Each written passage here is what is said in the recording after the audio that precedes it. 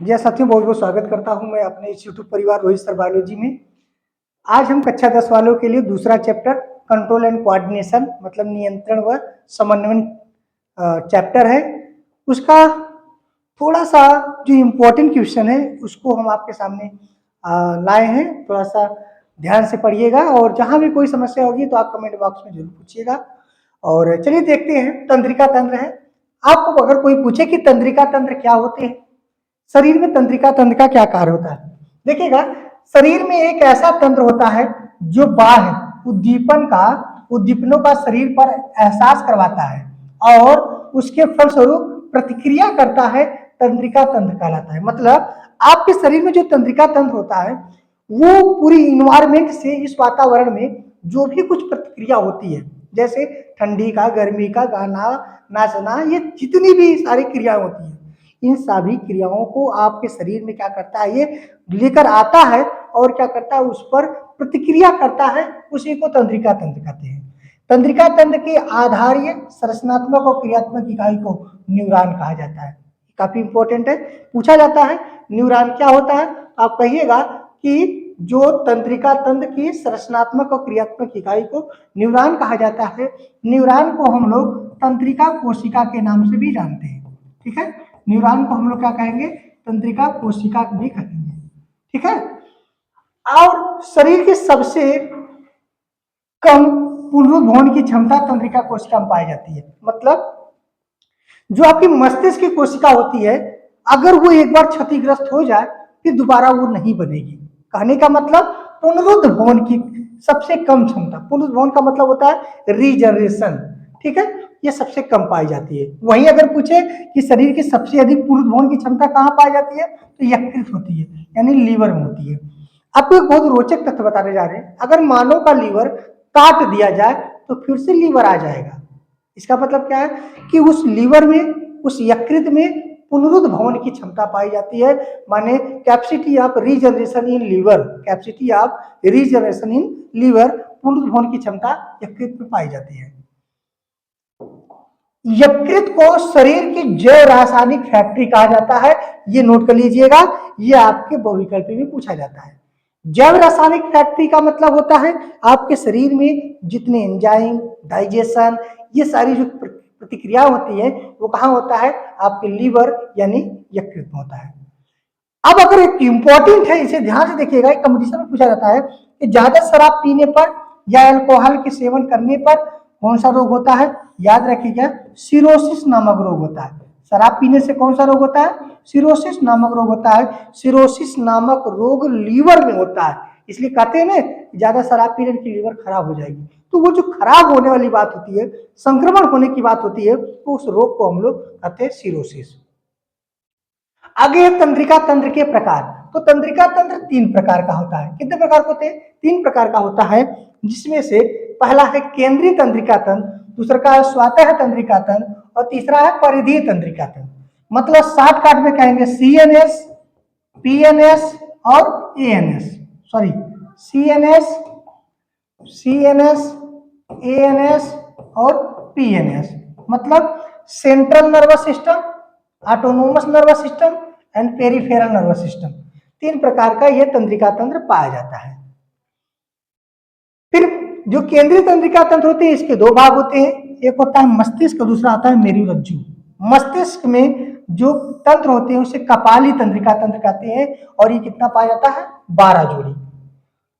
मेरु तंत्रिकाएं, मान लो जो रीढ़ की हड्डी होती है, स्पाइनल कार्ड जिसे बोलते हैं, वहां पे 31 जोड़ी तंत्रिकाएं पाई जाती है। तो आज हम लोग अध्ययन करेंगे मस्तिष्क। देखिए मस्तिष्क की संरचना होती है, ठीक है, ये है मस्तिष्क की संरचना।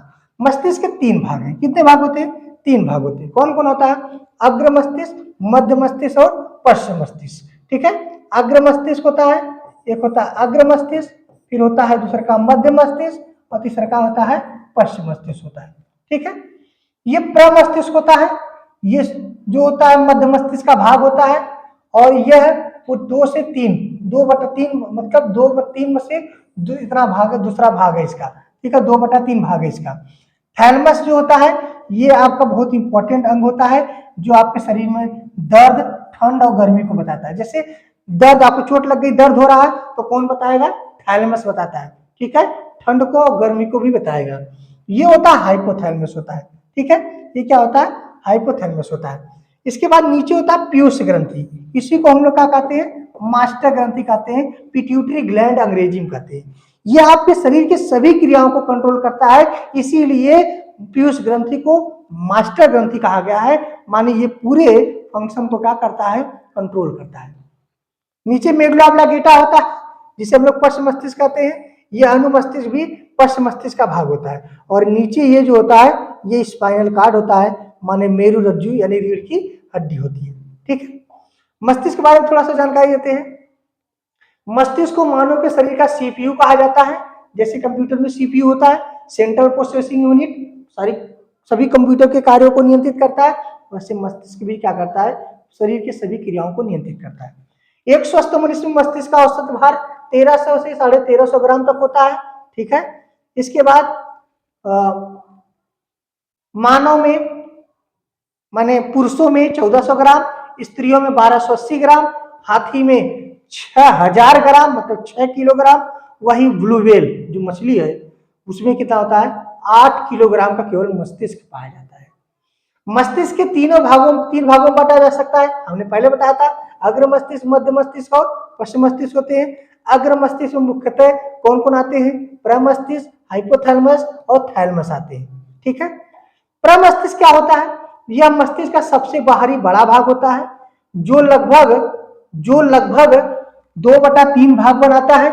इस भाग में खांचे व उभार मिलते हैं, जो इसके क्षेत्रफल का निर्धारण करता है। जिस व्यक्ति में प्रमस्तिष्क जितना बड़ा होता है वो उतना बुद्धिमान होता है। सीख लो, प्रमस्तिष्क जिसमें जितना बड़ा होता है उसको उतना ही बुद्धिमान माना जाता है। अब आपसे पूछा जाए प्रमस्तिष्क किसका भाग है, तो प्रमस्तिष्क किसका भाग है भाई, अग्र मस्तिष्क का भाग है। प्रमस्तिष्क में बुद्धिता का केंद्र होता है, याददाश्त होता है, और ये क्या होता है, चिंतन का केंद्र होता है, और ये क्या होता है, वाणी जो आप बोलते हैं उसका केंद्र होता है। मतलब जो भी आप जैसे मान लीजिए कोई चीज आप याद करिए, मेमोरी याद करिए, तो वो आपके कहाँ याद करते हैं, अग्र मस्तिष्क में। चिंता, किसी के बारे में सोचते हैं, कुछ करते हैं, तो आपका अग्र मस्तिष्क है, ठीक है। आप जो बोलते हैं, नहीं कहते भैया बहुत सोच समझ के बोलिएगा, इसका मतलब जो सोच समझ के आप बोलते हैं, ये प्रतिक्रिया कहाँ होती है, आपके अग्र मस्तिष्क में होती है। प्रमस्तिष्क में देखिए एक लेफ्ट ब्रेन होते हैं, एक राइट ब्रेन होता है। लेफ्ट ब्रेन क्या होता है, सीधे शब्दों का प्रयोग, गणनाओं में तीव्र, संगीत प्रशंसा और औसत। और राइट ब्रेन में क्या होता है, आकर्षक शब्दों का प्रयोग, तर्क शक्ति, गहन चिंतन, एक श्रम, विशेष महारत। मतलब ये बच्चा बहुत प्रतिभाशाली बच्चा है, सब प्रतिभाशाली नहीं होते बच्चे, सब प्रतिभाशाली नहीं होते, कुछ बच्चे प्रतिभाशाली होते हैं। और जिन बच्चों में ये राइट ब्रेन काम करता है वो अधिक प्रतिभाशाली होते हैं, क्योंकि वो ऐसा शब्द बोलते हैं ना, बड़ा ही अच्छा शब्द बोलते हैं। आप कहते हैं अभी तो छोटा ही कैसे बोल दिया ऐसा, सब बच्चे में वो क्वालिटी नहीं होती है, तुम्हें तो कोई सिखाया है, तो ऐसा बोलते हैं ना, कोई तुम्हें सिखाया, यानी उसके अंदर वो सोचने समझने तर्क करने की क्षमता विकसित हो गई है। हाइपोथैलेमस क्या होता है, हाइपोथैलेमस शरीर का ताप नियामक होता है, ये आपके शरीर को टेम्परेचर को कंट्रोल करता है, ठीक है। और इस भाग में निद्रा केंद्र, नींद लगती है, भूख लगता है, पसीने निकलते हैं, और मापना, ये भापना का केंद्र था। भापना मतलब किसी को जानना, ठीक है, किसी को जानना, ये क्या कर सकते हैं, क्या करते हैं। थैलेमस क्या करता है, यहाँ आपको ठंडी, गर्मी और दर्द का पता चलता है। फिर क्या है, अल्फैक्टरी लोब्स, ध्यान दीजिएगा, घ्राण संवेदना, घ्राण मतलब सूंघना, सूंघने की क्षमता में जो अग्र मस्तिष्क द्वारा निर्धारित होता है। मध्य मस्तिष्क क्या होता है, मध्य मस्तिष्क मस्तिष्क का सबसे छोटा भाग होता है। यह 4 पिंडों से मिलकर बनी संरचना है, आगे के 2 पिंड दिखने के लिए, जबकि पीछे के 2 पिंड सुनने के लिए होते हैं। पश्चिम मस्तिष्क क्या होता है, इस मस्तिष्क का आर्मी कमांडर भी कहते हैं, इस मस्तिष्क को क्या बोलते हैं, आर्मी कमांडर बोलते हैं, क्योंकि यह भाग शरीर को संतुलन बनाकर रखता है, सभी शरीर का करता है, सबको कंट्रोल किया रहता है, इसलिए क्या करते हैं, इसे आर्मी कमांडर कहते हैं। ज्यादा अल्कोहल के सेवन करने से या शराब पीने से क्या करा, अनुमस्तिष्क विकृत हो जाता है। अनुमस्तिष्क विकृत मतलब उसकी साइज बढ़ जाती है, डिस्टरबेंस हो जाता है, ठीक है। मेडुला ऑब्लिंगेटा क्या होता है, ये बहुत इंपॉर्टेंट है, जो पश्च मस्तिष्क में पाया जाता है। यह मस्तिष्क का सबसे अंतिम भाग होता है, एकदम पीछे का भाग होता है, जो सभी अनैच्छिक क्रियाओं को नियंत्रित करता है।